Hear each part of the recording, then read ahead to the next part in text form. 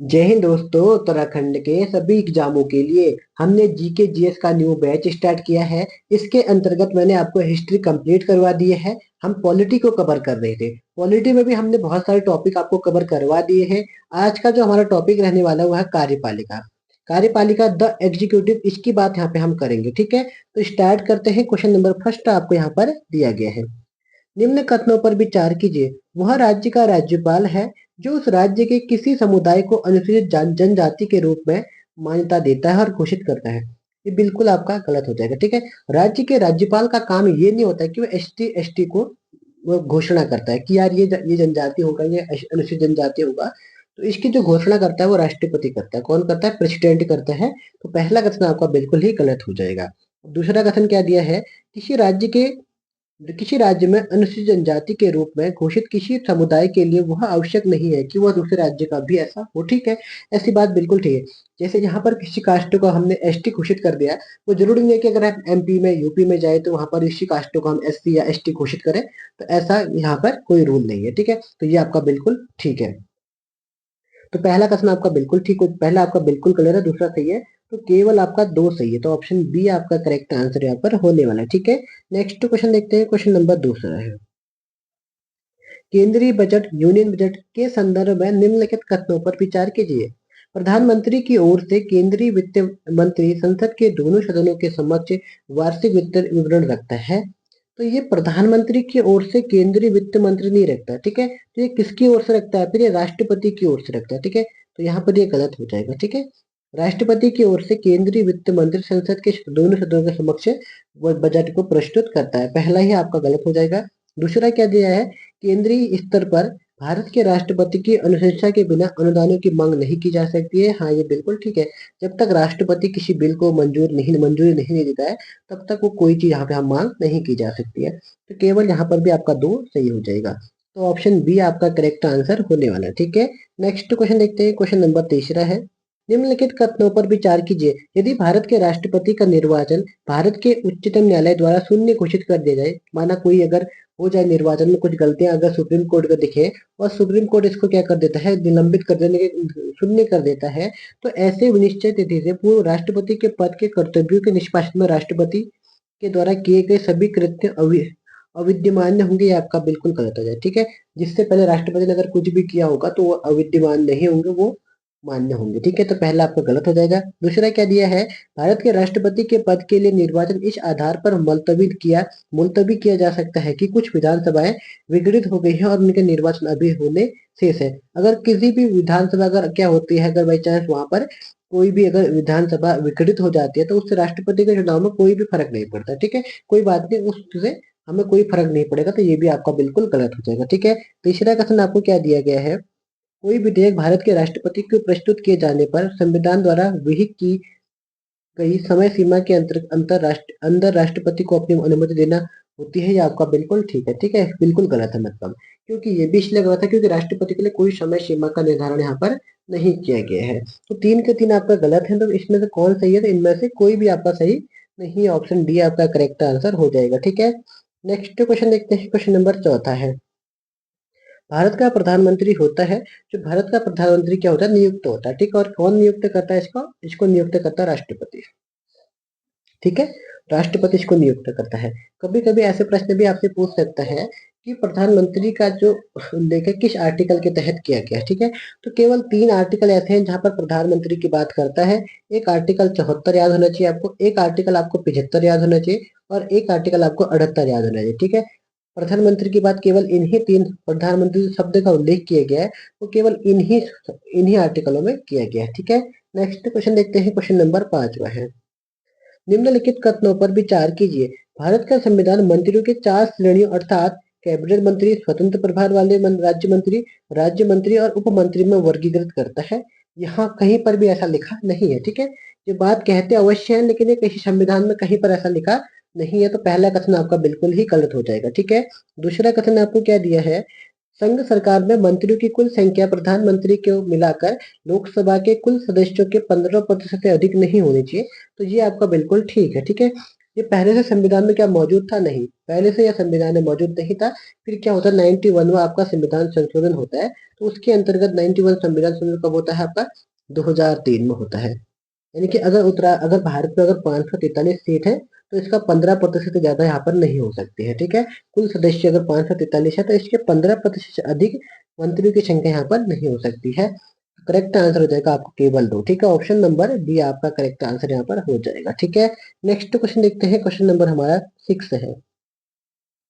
निम्नलिखित के संदर्भ में नौकरशाही का निम्नलिखित में से कौन सा उपयुक्त चरित्र चित्रण है? तो ये आपका ऑप्शन डी आपको याद होना चाहिए, ठीक है? लोक नीति को कार्यान्वित कार्यान्वित करने वाला अभिकरण जो होता है वो क्या करता है? नौकरशाही का उल्लेख यहाँ पर करता है। नेक्स्ट क्वेश्चन देखते हैं, क्वेश्चन नंबर 7वां है। भारत के राष्ट्रपति को उसके पद से हटाया जा सकता है, बिल्कुल हटाया जा सकता है, लेकिन किसके द्वारा? आपका संसद के द्वारा। ऑप्शन डी आपका करेक्ट आंसर हो जाएगा, ठीक है? संसद भी इसको महाभियोग लाना पड़ता है। कौन सा महाभियोग? अब राष्ट्रपति का महाभियोग किस आर्टिकल में? तो आर्टिकल 61 में राष्ट्रपति का महाभियोग है। महाभियोग के द्वारा ही हम राष्ट्रपति को यहाँ पर हटा सकते हैं, ठीक है? अब महाभियोग के लिए आपको 50 प्रस्तावक चाहिए होते हैं और 50 आपको अनुमोदक चाहिए होते हैं, ठीक है? यानी कि महाभियोग लाने से पहले 50 लोगों के यहाँ पर सिग्नेचर होने चाहिए और फिर 50 लोगों ने कहना चाहिए कि हम इसको हटाना चाहते हैं, तभी आपका क्या होगा? राष्ट्रपति पर महाभियोग प्रक्रिया चालू की जा सकती है, ठीक है? तो ये भी आपको याद होना चाहिए, आर्टिकल 61। नेक्स्ट क्वेश्चन देखते हैं, क्वेश्चन नंबर 8वां है। भारत के राष्ट्रपति के निर्वाचन के संदर्भ में निम्नलिखित कथनों पर विचार कीजिए। प्रत्येक एमएलए के वोट का मूल्य अलग अलग राज्यों में अलग अलग होता है। बिल्कुल ठीक है, क्योंकि जो हमारा वोट रहता है, वोट के जो मूल्य होता है, मतलब एमएलए का जो वोट का मूल्य होता है वो जनसंख्या पर निर्भर करता है, ठीक है? अगर जहाँ की जनसंख्या ज्यादा होगी तो वहाँ की वोट की वैल्यू ज्यादा होगी, और जहाँ पे जनसंख्या कम होगी वहाँ वोट की वैल्यू कम होगी। तो पहला आपका बिल्कुल ठीक है। लोकसभा के सदस्यों को वोट का मूल्य राज्यसभा के सदस्यों के वोट के मूल्य से अधिक होता है, ये भी आपका गलत दिया है। क्यों गलत दिया है? क्योंकि दोनों के लगभग लगभग बराबर होते हैं, ज्यादा नहीं होता, ठीक है? तो आपका सही पूछ रहे थे, केवल एक ही आपका सही है, ऑप्शन ए आपका करेक्ट आंसर यहाँ पर होने वाला है, ठीक है? अब देखते हैं राष्ट्रपति के निर्वाचन में कौन कौन यहाँ पर भाग लेता है। राष्ट्रपति के निर्वाचन में आपको निर्वाचित सदस्य, विधानसभा के निर्वाचित सदस्य प्लस लोकसभा के निर्वाचित सदस्य प्लस राज्यसभा के निर्वाचित सदस्य और प्लस आपका होना चाहिए एक जो दिल्ली और पुडुचेरी की जो विधानसभा के निर्वाचित सदस्य हैं वो भी इसमें भाग लेते हैं, किसमें? राष्ट्रपति के चुनाव में, ठीक है? नेक्स्ट क्वेश्चन देखते हैं, क्वेश्चन नंबर 9वां है। निम्नलिखित कथनों पर विचार कीजिए। किसी राज्य के राज्यपाल के विरुद्ध उसकी पदावधि के दौरान किसी न्यायालय में कोई दंडिक कार्यवाही संस्थित नहीं की जाएगी। बिल्कुल ठीक है। अगर कोई राज्यपाल है, अगर वो पद पर राज्यपाल है तो उसके खिलाफ कोई भी आप कानूनी कार्रवाई यहाँ पर नहीं कर सकते हैं, ठीक है? दूसरा कथन क्या दिया है? किसी राज्य के राज्यपाल की परलिब्धियां और भत्ते उसके पदावधि के दौरान कम नहीं किए जाएंगे। बिल्कुल ठीक है। ऐसा नहीं हो सकता कि यार इस राज्यपाल की सैलरी हम कम कर देते हैं, बढ़ा देते हैं, ऐसा बिल्कुल भी नहीं हो सकता, ठीक है? तो दोनों के दोनों आपके बिल्कुल ठीक है, तो ऑप्शन सी आपका करेक्ट आंसर यहाँ पर होने वाला है, ठीक है?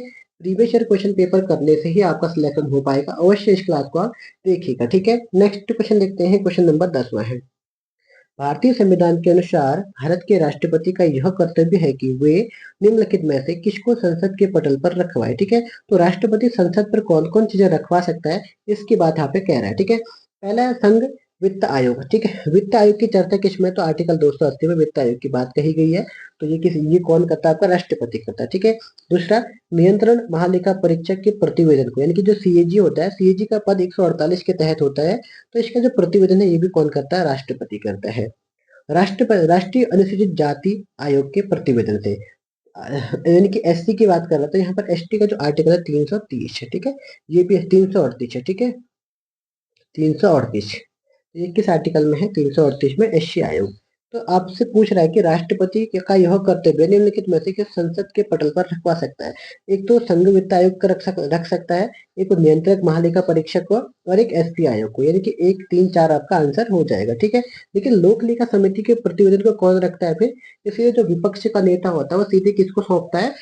इसका जो अध्यक्ष होता है ना, लोक लेखा समिति, इसका जो अध्यक्ष होता है वो होता है आपका, लोक लेखा समिति का अध्यक्ष होता है, विपक्ष का नेता होता है, ठीक है?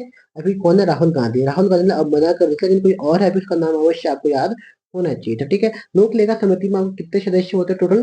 टोटल इसमें 22 सदस्य होते हैं, ठीक है? इसमें 15 आपके लोकसभा से होंगे, 7 आपके राज्यसभा से होते हैं, ठीक है? और जो लोकसभा का विपक्ष का नेता अगर इसके प्रतिनिधित्व होगा तो सीधे वो लोकसभा के अध्यक्ष को सौंप देगा, जबकि राष्ट्रपति का कोई रोल इसमें नहीं होता है। तो राष्ट्रपति की यहाँ पे बात कर रहा था, तो 1, 3, 4 आपका करेक्ट आंसर यहाँ पर हो जाएगा। 1, 3, 4 ऑप्शन सी आपका करेक्ट आंसर बन रहा है, ठीक है? नेक्स्ट क्वेश्चन देखते हैं, क्वेश्चन नंबर 11 है। भारत के प्रधानमंत्री की नियुक्ति के समय क्या होता है? जरूरी नहीं है कि वह संसद के दोनों सदनों में से एक का अवश्य रूप से सदस्य हो, परंतु उसे 6 माह के अंदर आवश्यक रूप से दोनों सदनों में से एक सदन का सदस्य होना चाहिए। बिल्कुल ठीक है, पहला ही आपका सही दिया है। बाकी गलत क्यों है फिर इनको भी हम देख लेते हैं। जरूरी नहीं है कि वह संसद के दोनों सदनों में से एक आवश्यक रूप में सदस्य हो, पहला तो बिल्कुल ठीक है यहाँ तक, परंतु उसे 6 माह के अंदर लोकसभा का सदस्य होना चाहिए। लोकसभा का नहीं बल्कि दोनों में से किसी एक का हो सकता है, ये आपका गलत हो गया, ठीक है? संसद के दोनों सदनों में से एक का आवश्यक रूप से सदस्य होना चाहिए, नहीं ऐसा कुछ नहीं है। आवश्यक रूप से लोकसभा का सदस्य होना चाहिए, ऐसा भी बिल्कुल ठीक गलत है, ठीक है? तो केवल ऑप्शन ए आपका करेक्ट आंसर हो जाएगा। नेक्स्ट क्वेश्चन देखते हैं, क्वेश्चन नंबर 12। भारत के राष्ट्रपति अपना त्यागपत्र किसे संबोधित कर देते हैं, ठीक है? यानी कि अपना त्यागपत्र किसे देंगे, तो उपराष्ट्रपति को। ऑप्शन बी आपका करेक्ट आंसर हो जाएगा, ठीक है? अगर उपराष्ट्रपति को अगर अपना त्यागपत्र देना होगा तो किसे देंगे, वो राष्ट्रपति को। अभी हाल ही में आपने जगदीप धनखड़ जो हमारे उपराष्ट्रपति थे उन्होंने क्या दिया, इस्तीफा दे दिया, ठीक है? तो उन्होंने किसको दिया होगा, तो राष्ट्रपति को दिया होगा, ठीक है? इस समय राष्ट्रपति कौन है, द्रौपदी मुर्मू। जगदीप धनखड़ आने 9 सितंबर को चुनाव होने वाले हैं, तो वहां पर कौन बनता है वो भी देखना होगा, ठीक है? जो बीजेपी के वो है, मतलब बीजेपी के जो नेता हैं जो उपराष्ट्रपति के लिए उठे हैं, वो है आपका सीपी राधाकृष्णन, और यही आपके जीत जाएंगे। आपको अभी से याद करना, सीपी राधाकृष्णन क्या होने वाले हैं, अगले उपराष्ट्रपति होने वाले हैं, ठीक है? नेक्स्ट क्वेश्चन देखते हैं, क्वेश्चन नंबर 13 है। राष्ट्रपति के चुनाव के लिए निर्वाचक मंडल में कौन से सदस्य शामिल होते हैं? तो राष्ट्रपति के चुनाव मैंने अभी आपको बताया था, संसद के दोनों सदनों के निर्वाचित सदस्य, राज्य विधानसभाओं के निर्वाचित सदस्य। तो ऑप्शन सी आपका करेक्ट आंसर हो जाएगा, ठीक है? इसके साथ आपको एक दो चीजें और याद करना होगा, दिल्ली और पौंडीचेरी की विधानसभाओं के निर्वाचित सदस्य, ये भी आपको याद होना चाहिए, ठीक है? नेक्स्ट क्वेश्चन देखते हैं, क्वेश्चन नंबर 14 है। भारतीय संविधान के निम्नलिखित में से किस एक संविधान संशोधन द्वारा राष्ट्रपति का कोई भी मामला मंत्रिपरिषद द्वारा पुनर्विचार के लिए किए जाने के लिए वापस भेजने का अधिकार दिया गया है?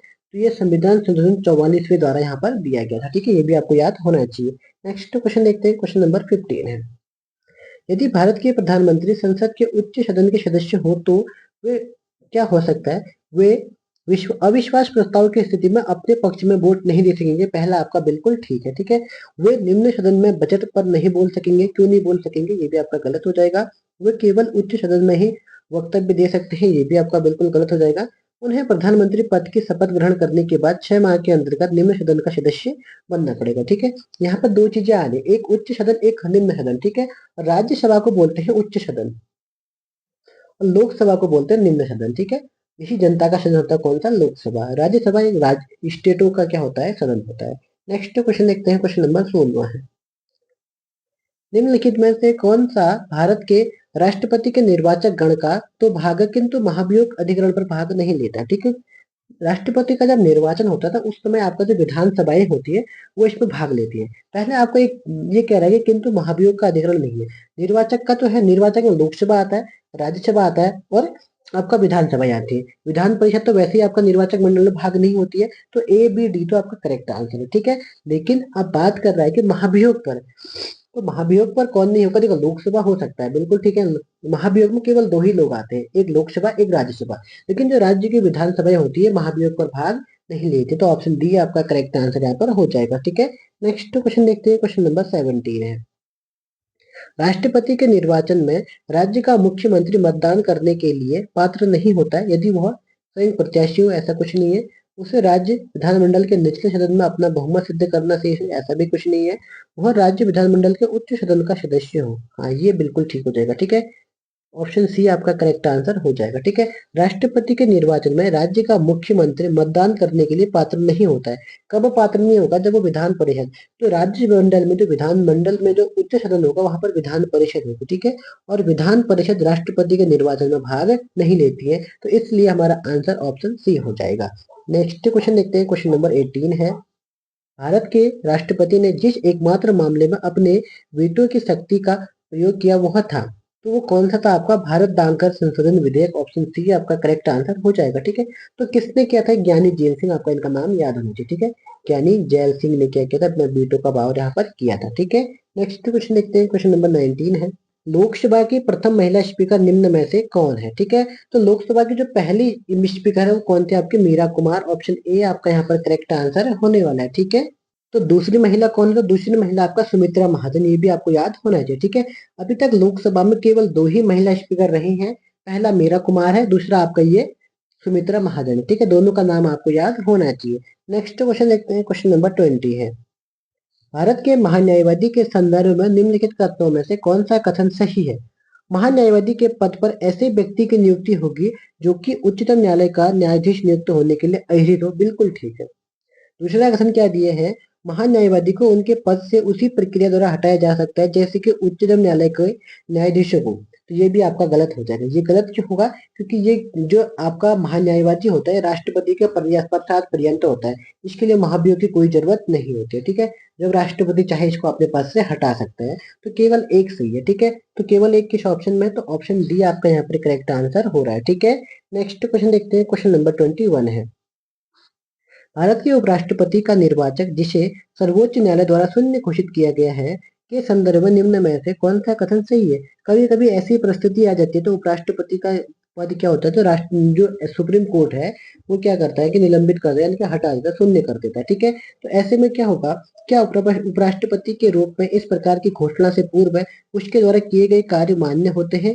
ये तो बिल्कुल ठीक है, मान्य होंगे। ठीक है, जितने भी उसने इससे पहले काम किए होंगे वो मान्य होंगे। फिर दूसरा कथन क्या दिया है? क्या उपराष्ट्रपति के रूप में इस प्रकार की घोषणा होने के दिन उसके द्वारा किए गए कार्यविधि मान्य नहीं होते हैं? क्यों नहीं होते? ये भी होते हैं। ये आपका गलत हो जाएगा। ठीक है, जिस दिन घोषणा हुई है तब भी उसके कार्यविधि मान्य यहाँ पर होंगे। ठीक है, उसके बाद भले ही नहीं होंगे लेकिन तब तक होंगे। तो एक और दो, दोनों एक सही है, दो आपका गलत है। ठीक है, सही पूछ रहा है तो केवल एक ऑप्शन बी यहाँ पर आपका करेक्ट आंसर होने वाला है। ठीक है, नेक्स्ट क्वेश्चन देखते हैं, क्वेश्चन नंबर 22 है, नीचे दो कथन है जिसमें से एक को कथन अभिकथन और दूसरे को कारण आर कहा गया है। तो अभिकथन क्या दिया है? राष्ट्रपति संसद का भाग है। बिल्कुल ठीक है, राष्ट्रपति संसद का भाग होता है। संसद के मिलने आपको तीन भाग अंग होते हैं, तीन भाग होते हैं। पहला लोकसभा, दूसरा राज्यसभा, तीसरा आपका प्रेसिडेंट। ठीक है, जब लोकसभा में बिल अगर कोई बिल लोकसभा में आता है तो पहले लोकसभा में यहाँ से पारित होगा, फिर राज्यसभा के पास होगा, फिर अंततः प्रेसिडेंट जब तक इसमें साइन नहीं करेगा तब तक वो अधिनियम नहीं बनता है। ठीक है, ये आपको याद होना चाहिए। तो पहला कथन तो बिल्कुल ठीक है। दूसरा कथन क्या दिया है?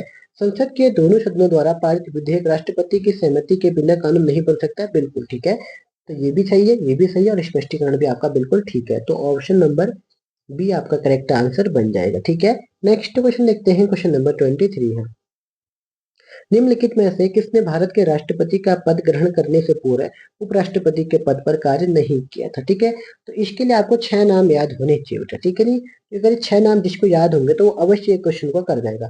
पहला नाम, दूसरा, तीसरा, चौथा, पांचवा, छठा। ठीक है, तो पहला नाम आपको याद करना है डॉक्टर सर्वपल्ली राधाकृष्णन। ठीक है, ये उपराष्ट्रपति भी रहे हैं और राष्ट्रपति भी रहे हैं।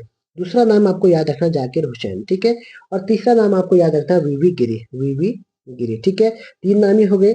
चौथा नाम आपको याद रखना वेंकट रमन, आर वेंकट रमन। ठीक है, और पांचवा नाम आपको याद रखना है डॉक्टर शंकर दयाल शर्मा, और शंकर दयाल शर्मा। ठीक है, शंकर दयाल शर्मा। और छठा नाम आपको याद रखना है के आर नारायण, के आर नारायण। ठीक है, तो ये 6 नाम आपको याद होने चाहिए। ये लोग कौन है? राष्ट्रपति बनने से पहले उपराष्ट्रपति ये रह चुके हैं। ठीक है, तो आपका आंसर इसमें कौन हो जाएगा? वेंकट रमन इसमें है, बिल्कुल है। शंकर दयाल शर्मा है, बिल्कुल है। जाकिर हुसैन है, बिल्कुल है। ठीक है, तो नीलम संजीव रेड्डी ये नहीं है, तो ऑप्शन बी आपका यहाँ पर करेक्ट आंसर हो जाएगा। ठीक है, यूपीएससी का पैटर्न भी सेम इसी तरीके का पैटर्न है, वो आपसे इसी तरीके से प्रश्न बनता है। ठीक है, आपको 4 से 5 ऑप्शन दे देगा, निम्नलिखित में से कौन राष्ट्रपति बनने से पहले उपराष्ट्रपति रह चुका है, ऐसे दे देगा। कितनी बार पूछा भी है और आगे भी पूछ सकता है, तो आपको इस तरीके से वो पढ़ना होगा। ठीक है, नेक्स्ट क्वेश्चन देखते हैं, क्वेश्चन नंबर 24 है, पदासीन राष्ट्रपति की पदावधि की समाप्ति से भिन्न किसी कारण से उत्पन्न होने वाली रिक्ति की दशा में रिक्ति भरने के लिए निर्वाचन अवश्य हो जाना चाहिए। इस प्रश्न का मतलब है कि अगर राष्ट्रपति का पदावधि पूरा होने से पहले अगर राष्ट्रपति का पद खाली हो जाता है, तो उस समय आपको राष्ट्रपति का चुनाव कितने महीने में, कितने साल में भरना ज़रूरी है। तो ये होता है आपका option number A correct answer हो जाएगा, ठीक है। निर्वाचन रिक्ति होने की तिथि से 6 माह के भीतर के बाद क्या होना चाहिए, चुनाव हो जाने चाहिए, ठीक है। ऑप्शन ए ही आपका करेक्ट आंसर यहाँ पर हो जाएगा।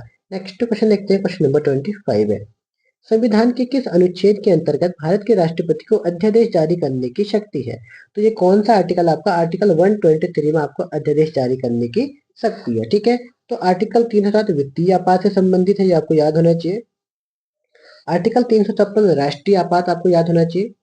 राष्ट्रपति शासन से आपको याद होना चाहिए, राष्ट्रीयपति मतलब राष्ट्रपति शासन। और आर्टिकल जो दूसरा है यह विधानसभा की बात करता है, ये भी आपको याद होना चाहिए, ठीक है। नेक्स्ट क्वेश्चन देखते हैं, क्वेश्चन नंबर 26 है। अनुच्छेद 108 के अंतर्गत लोकसभा और राज्यसभा की संयुक्त बैठक आयोजित की जाती है। संयुक्त बैठक की चर्चा कहाँ पे है, ये आपका अनुच्छेद 108 में की गई है, ठीक है। अब 108 में आइए, जो आपका लोकसभा और राज्यसभा जो आपका संयुक्त बैठक होती है, संयुक्त बैठक का मतलब होता है जब लोकसभा प्लस राज्यसभा मिलकर कहीं पर फैसला लेती है, तो ऐसे में आपका संयुक्त बैठक होती है। अब संयुक्त बैठक बुलाई क्यों जाती है, कोई ऐसा बिल है जिस पर विवाद हो जाए कि अगर संयुक्त लोकसभा और राज्यसभा के बीच विवाद हो जाए, तब राष्ट्रपति क्या करता है अपने विवेक से इन दोनों का संयुक्त अधिवेशन कराता है आर्टिकल 108 के अंतर्गत, ठीक है। तो कौन बुलाता कौन है इसका, राष्ट्रपति। लेकिन इसकी अध्यक्षता कौन करेगा, अध्यक्षता करेगा लोकसभा के स्पीकर द्वारा, ठीक है। तो बुलाएगा राष्ट्रपति, अध्यक्षता कौन करेगा, लोकसभा का स्पीकर। अभी कभी गलती से अगर स्पीकर यहाँ पे मौजूद ना हो, तब कौन इसकी अध्यक्षता करेगा, तब उस समय इसका लोकसभा का जो उपाध्यक्ष होगा वो अध्यक्षता करेगा, ठीक है। अगर वो भी मौजूद नहीं होगा, तो फिर करेगा आपका राज्यसभा का जो आपका होता है उपसभापति, सभापति नहीं, क्योंकि सभापति तो राज्यसभा का कौन होता है, उपराष्ट्रपति होता है, और उपराष्ट्रपति संसद का तो हिस्सा होता ही नहीं है, ठीक है। तो इसलिए राज्यसभा का उपसभापति आपको याद होना चाहिए, ठीक है। तो ये आपका आंसर ऑप्शन नंबर ए हो जाएगा। नेक्स्ट क्वेश्चन देखते हैं, क्वेश्चन नंबर 27 है। भारतीय संविधान में समस्त कार्यपालिका शक्तियां निहित होती है, ठीक है। तो ये आपके राष्ट्रपति में होती है, आपको याद होना चाहिए। नेक्स्ट क्वेश्चन देखते हैं, क्वेश्चन नंबर 28 है। भारत के राष्ट्रपति को महाभियोग द्वारा हटाने की प्रक्रिया निम्न में से किस अनुच्छेद में वर्णित है? तो भारत के राष्ट्रपति के महाभियोग द्वारा हटाने की जो प्रक्रिया है वो आर्टिकल 61 में है, ठीक है। ये आपको याद होना चाहिए। एक ट्रिक आपको याद होना चाहिए, ये प का नी को का दू यू द श मो, ठीक है। ये ट्रिक आपको याद होनी चाहिए। राष्ट्रपति के सारे आर्टिकल आपको याद हो जाएंगे, ठीक है।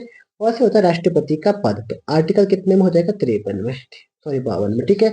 उसके बाद आपका राष्ट्रपति का कार्यवाह राष्ट्रपति क्या होता है, कार्यपालिका का प्रधान होता है। कार्यपालिका की बात करा तो आर्टिकल 53 हो जाएगा, ठीक है। उसके बाद निर्वाचन 54 हो जाएगा। फिर राष्ट्रपति का कोटा आपका 55 में हो जाएगा। फिर राष्ट्रपति का कार्यकाल 56 में हो जाएगा। और कानी को का दूष होता दोबारा निर्वाचन 57 में हो जाएगा। फिर योग्यता आपका 58 में हो जाएगा। और कानी को का दू यू दो, फिर दशा दशा शर्तें हो जाएगी तो 59 में हो जाएगा। फिर शपथ हो जाएगा आपका, शपथ 60 में हो जाएगी। और 61 में आपका महाभियोग हो जाएगा, ठीक है। तो ये आपको याद होना चाहिए। और कानी को का दुयो दशम, ये ट्रिक आपको लिख लेना कहीं पर, आपको याद करने के लिए काफी अच्छी रहने वाली है, ठीक है। उसके बाद और भी इसमें अनुच्छेद दिए हैं, इनको भी कवर कर लेते हैं। 53 में आपका कार्यपालिका का प्रधान होता है राष्ट्रपति, ये आपको मैंने बता दिया है। आपका आंसर 61 है। 74 में मंत्रिपरिषद की बात कर रहा है। 74 में आपका मंत्रिपरिषद की बात करता है, ठीक है। और अनुच्छेद 13 क्या होता है, ये आपका अल्पीकरण होता है। अल्पीकरण का मतलब क्या होता है कि आप मूल अधिकार अगर किसी दूसरे का मूल अधिकार का हनन आप नहीं कर सकते हैं, तो ऑप्शन डी आपका ये हो जाएगा। तो correct answer option number B है। अब देखते हैं नेक्स्ट क्वेश्चन 29 है। जो व्यक्ति संसद का सदस्य नहीं है, केंद्रीय मंत्री रह सकता है, बिल्कुल रह सकता है। कब तक, 6 माह तक। ऑप्शन बी आपका करेक्ट आंसर हो जाएगा, ठीक है। नेक्स्ट क्वेश्चन देखते हैं 30 है। भारत के राष्ट्रपति पर महाभियोग चलाने के लिए कम से कम कितने दिन पूर्व की सूचना आवश्यक है? तो 14 दिन पहले उसको पता देना चाहिए कि हम आपके ऊपर महाभियोग लेके आ रहे हैं। ऑप्शन बी आपका करेक्ट आंसर हो जाएगा, ठीक है। नेक्स्ट क्वेश्चन देखते हैं, क्वेश्चन नंबर 31 है। भारतीय संविधान के अनुच्छेद 78 में प्रावधान है कि दायित्व होगा। तो किस 78 में किसकी बात कही गई है? तो प्रधानमंत्री के दायित्व की बात किस में कही गई है? आर्टिकल 78 में, ठीक है। तो मैंने अभी आपसे बताया कि आर्टिकल जो 78 है, 78 में प्रधानमंत्री की बात की गई है, और आर्टिकल 2 और आर्टिकल है जिसमें प्रधानमंत्री की बात की है। ये आप लोगों को कमेंट करके बताना है, ठीक है। आज टीचर्स डे भी है, तो इसलिए आप लोग कमेंट ज्यादा से ज्यादा कीजिएगा, ठीक है। आप सभी लोगों को टीचर्स डे की ढेर सारी शुभकामनाएं। नेक्स्ट क्वेश्चन देखते हैं, क्वेश्चन नंबर 32 है, राष्ट्रपति का रिक्त स्थान भर लिया जाना चाहिए तो कितने माह में? 6 माह के अंतर्गत, ठीक है। अगर अभी सवाल उपराष्ट्रपति ऊपर ज्यादा बनने के चांसेस है, क्यों? अभी हाल ही में उपराष्ट्रपति ने क्या दिए है? इस्तीफा दिया है, ठीक है। तो कभी आपसे ऐसा भी प्रश्न बन जाएगा कि उपराष्ट्रपति का रिक्त स्थान भर लिया जाना चाहिए, मतलब उपराष्ट्रपति का पद कितने समय के अंतराल में भर लेना चाहिए? तो संविधान में इसकी कोई भी समय सीमा निर्धारित नहीं की गई, ठीक है। तो कभी भी चाहे तो आप भर सकते हैं। तो करेक्ट आंसर इसका ऑप्शन बी है, ठीक है। नेक्स्ट क्वेश्चन देखते हैं, क्वेश्चन नंबर 33 है, उपराष्ट्रपति को उसके पद से निम्न में से किसके प्रस्ताव द्वारा हटाया जा सकता है? तो उपराष्ट्रपति को आपको कौन हटा सकता है? ये राज्यसभा ही हटा सकती है, उसके अतिरिक्त कहीं से उसका प्रस्ताव नहीं लाया जा सकता है। तो ऑप्शन ए आपका करेक्ट आंसर हो जाएगा, ठीक है, क्योंकि उपराष्ट्रपति राज्यसभा के सभापति होता है। नेक्स्ट क्वेश्चन देखते हैं, क्वेश्चन नंबर 34 है, भारत के प्रधानमंत्री के विषय में निम्नलिखित कथनों में से कौन सा सही है? प्रधानमंत्री मंत्रिपरिषद का नाम मात्र का नेता होता है? नहीं, ये राष्ट्रपति होता है, ठीक है। पहला आपका बिल्कुल गलत हो जाएगा। दूसरा है, वह संसद के प्रति उत्तरदायी नहीं होता है। क्यों नहीं होता है? ये संसद के प्रति उत्तरदायी होता है, ये भी आपका गलत हो जाएगा। तीसरा है, वह अपने मंत्रियों में से किसी को बर्खास्त नहीं कर सकता है। क्यों नहीं कर सकता? उसकी मर्जी, किसी को भी बर्खास्त कर सकता है, ठीक है। और चौथा क्या दिया है, प्रधानमंत्री मंत्रिपरिषद का वास्तविक नेता होता है। हाँ, ये आपका बिल्कुल ठीक है, ऑप्शन डी आपका करेक्ट आंसर हो जाएगा, ठीक है। नेक्स्ट क्वेश्चन देखते हैं, 35 है, लोकसभा और राज्यसभा के संयुक्त बैठक किसके द्वारा आहूत की जाती है? तो ये आहूत करने का मतलब होता है बुलाने, तो बुलाने का काम किसका है? राष्ट्रपति का। और अध्यक्षता कौन करेगा? लोकसभा का अध्यक्ष। लोकसभा का अध्यक्ष ना हो तो लोकसभा का उपाध्यक्ष। अगर लोकसभा का उपाध्यक्ष भी नहीं है तो कौन करेगा आपका? तो ये करेगा आपका कौन? राज्यसभा का उपसभापति, ठीक है। नेक्स्ट क्वेश्चन देखते हैं, 36 है, भारतीय संविधान का कौन सा अनुच्छेद राष्ट्रपति को उच्चतम न्यायालय से परामर्श करने की शक्ति देता है? ठीक है, तो यह आपका आर्टिकल 143, लेकिन जरूरी नहीं है कि उसको माने ले सुप्रीम कोर्ट। सुप्रीम कोर्ट भी दे सकता है, राष्ट्रपति, दोनों आपस में एक दूसरे को परामर्श दे सकते हैं। लेकिन हाँ, कोई भी इसके मानने के लिए बाध्यकारी बिल्कुल भी नहीं है, वो चाहे तो माने चाहे तो न माने, ठीक है। तो आर्टिकल 29 आपको पता होना चाहिए। आर्टिकल 29 सुप्रीम कोर्ट से है, यानी कि सुप्रीम कोर्ट अभिलिखी न्यायालय होगा, ये इसमें कहा गया किसी में 129 में, ठीक है। तो आर्टिकल 132 ये भी आपका सुप्रीम कोर्ट से ही संबंधित है। और आर्टिकल 32 क्या है आपका? आर्टिकल 32 आपका संवैधानिक उपचारों का संवैधानिक उपचार है। इसमें ऑप्शन इसमें 5 प्रकार की रिट जारी होती है, ठीक है। डॉक्टर बाबा साहब अम्बेडकर ने आर्टिकल 32 को क्या कहा? संविधान की आत्मा कहा गया, ये भी आपको याद होना चाहिए, ठीक है। नेक्स्ट क्वेश्चन देखते हैं, क्वेश्चन नंबर 37 है, भारत के उपराष्ट्रपति का निर्वाचन एक निर्वाचक गण द्वारा किया जाता है जिसके सदस्य होते हैं, संविधान के दोनों सदस्य होते हैं, संसद के दोनों सदस्य, ठीक है। संसद के दोनों सदस्यों, चाहे वो निर्वाचित हो चाहे वो मनोनीत हो, दोनों इसमें हिस्सा लेंगे। नेक्स्ट क्वेश्चन देखते हैं, क्वेश्चन नंबर 38 है, निम्नलिखित में से कौन भारत के उपराष्ट्रपति का निर्वाचन करता है? नीचे दिए गए कोड से सही उत्तर चुनिए। मैंने अभी आपको बताया लोकसभा और राज्यसभा, 1 और 2 आपका करेक्ट आंसर यहाँ पर होने वाला, ठीक है। तो 1 और 2 के समय ऑप्शन नंबर ए आपका करेक्ट आंसर हो जाएगा, ठीक है। नेक्स्ट क्वेश्चन देखते हैं, 39 है, निम्नलिखित कथनों पर विचार कीजिए और नीचे दिए कोड से सही उत्तर का चुनाव कीजिए। संघ की कार्यपालिका शक्ति प्रधानमंत्री में निहित होती है, ये गलत है, ठीक है। किसमें होती है? आपके राष्ट्रपति में होती है। दूसरा क्या दिया है? प्रधानमंत्री की नियुक्ति राष्ट्रपति द्वारा की जाती है, ये आपका बिल्कुल ठीक है। प्रधानमंत्री मंत्रिपरिषद का प्रधान होता है, ये आपका बिल्कुल ठीक है। चौथा क्या दिया है? यह आवश्यक नहीं है कि नियुक्ति के समय प्रधानमंत्री संसद के किसी सदन का सदस्य हो। हाँ, ऐसा नहीं है कि हो सकता नहीं हो सकता, लेकिन 6 महीने के अंदर उसको भी दिखाना, तो ये भी आपका बिल्कुल ठीक है। तो यानी कि 2, 3, 4 आपका सही हो जाएगा। ऑप्शन सी आपका करेक्ट आंसर हो जाएगा, ठीक है। नेक्स्ट क्वेश्चन देखते हैं, क्वेश्चन नंबर 40 है, जब कोई विधेयक संसद के दोनों सदनों द्वारा पारित कर दिया गया हो तो निम्नलिखित में से किसको उस विधेयक पर अनुमति रोकने का अधिकार प्राप्त है? तो ये अधिकार केवल केवल किसको है? राष्ट्रपति को। इसके अलावा और किसी को यह अधिकार नहीं है। अगर संसद के दोनों सदनों से अगर कोई बिल पारित हो जाता है तो राष्ट्रपति के अलावा उसको और कोई नहीं रोक सकता है, ठीक है। नेक्स्ट क्वेश्चन देखते हैं, क्वेश्चन नंबर 41 है, संविधान के निम्नलिखित अनुच्छेदों में से किस एक के अंतर्गत संघ की कार्यपालिका शक्तियां राष्ट्रपति में नहीं होती है, तो मैंने अभी आपको बताया था आर्टिकल किस में है, आर्टिकल 53 में। ऑप्शन सी आपका करेक्ट आंसर हो जाएगा। ठीक है, आर्टिकल 51 मैंने आपको बता ही दिया था कि है आपका अंतर्राष्ट्रीय शांति है, और ये किसका अधिकार है आपका, आर्टिकल अंतर्राष्ट्रीय संसद जो है, तो ये किस में आता है आपका, डीपीएसपी में आता है। ठीक है, अंतर्राष्ट्रीय शांति। ठीक है, आर्टिकल 52 आपका राष्ट्रपति की पद की बात करता है, और आर्टिकल 54 आपका राष्ट्रपति के निर्वाचन की बात करता है। ठीक है, अभी मैंने ट्रिक बताई थी, ट्रिक से आप सॉल्व कर सकते हैं। नेक्स्ट देखते हैं, क्वेश्चन नंबर 42 है, भारत के राष्ट्रपति से संबंधित निम्नलिखित कथनों में से कौन सा एक सही नहीं है, अगर है। ठीक है, वह संसद का एक संगठक भाग, बिल्कुल भाग होता है। वह दोनों सदनों की चर्चा में भाग लेता है, नहीं।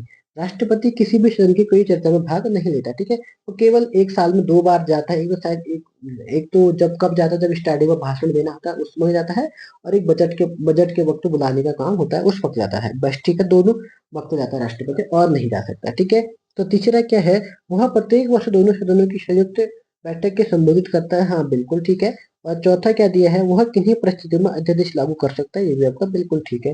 तो आपका गलत पूछा था, ऑप्शन नंबर बी आपका करेक्ट आंसर हो जाएगा। ठीक है, नेक्स्ट क्वेश्चन देखते हैं 43 है, राष्ट्रपति की क्षमा आदि की शक्ति एक कौन सी शक्ति है, ये एक न्यायिक शक्ति होती है। ऑप्शन नंबर बी आपका करेक्ट आंसर हो सकता है। ठीक है, राष्ट्रपति चाहे तो किसी सजा को कम भी कर सकता है, माफ भी करवा सकता है, और सजा की शक्ति को कम कर सकता है। मतलब ठीक है, अगर किसी को 50 मतलब 40 साल की सजा हो रही है, तो राष्ट्रपति क्या कर सकता है, उसको 20 कर सकता है। ठीक है, नेक्स्ट क्वेश्चन देखते हैं, क्वेश्चन नंबर 44 है, उप प्रधानमंत्री पद का सृजन कौन करता है। ठीक है, क्या ये मूल संविधान के अंतर्गत हुआ था, नहीं हुआ था, क्या संविधान के प्रावधानों से हटकर हुआ है, बिल्कुल ठीक है।